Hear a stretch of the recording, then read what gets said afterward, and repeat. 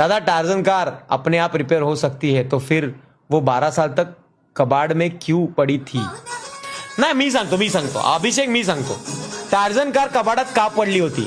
कारण जसं प्रीतीचं जुळजुळ पाणी आणि वाऱ्याची मंजुळ गाणी असतं. म्हणजे कसं आहे की हा म्हणजे की जसं की एखादा माणूस आहे ना, तो डिप्रेशन मध्ये टेन्शन मध्ये पडला आणि त्याच्या लाईफ मध्ये कोणीतरी एक गोंडस पोरगी येते आणि ती त्याचा हात पकडून त्याला उठवते आणि बोलते चल मी आहे ना, तू का टेन्शन घेतो, तू फक्त लढ म्हण, असं तो बोलतो आणि तो तिच्यासोबत लढायला चालू करतो. भावा, एकमेकांची भांडणं नाही होत, तो लढायला चालू करतो आणि तो जग जिंकतो.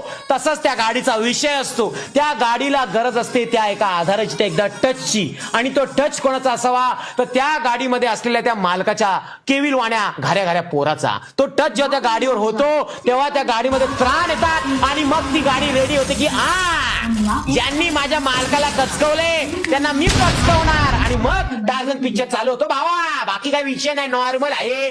जिंकले ते आता खुश आहे, त्यांचं लग्न, त्यांना 7-8 पोरं पण झालेली आणि गाडी पण टकाटक आहे, कारण ती खराब होतच नाहीये. त्यांनी सेकंड हँड विकायचा निर्णय घेतला होता पण तो निर्णय परत मागे घेतलाय. बोलतो मला पोरं बाळ झाले ते वापरतील, त्यांना पोरं बाळ झाल्यावर ते वापरतील. गाडी नवीनच भाई, कंटिन्यू पळवा आहेच. आणि त्यांच्याकडनं टेक्नॉलॉजी चोरून इलॉन मस्कनी या टेस्ला गाड्या काढलेल्या आहेत आणि त्यांनी क्रेडिट पण दिलं नाही अजय देवगण भाऊंना. म्हणून अजय देवगण गेले आणि डायरेक्ट पचक स्पॉन्सरशिप घेतली. विमल बोलो जुबान केसरी.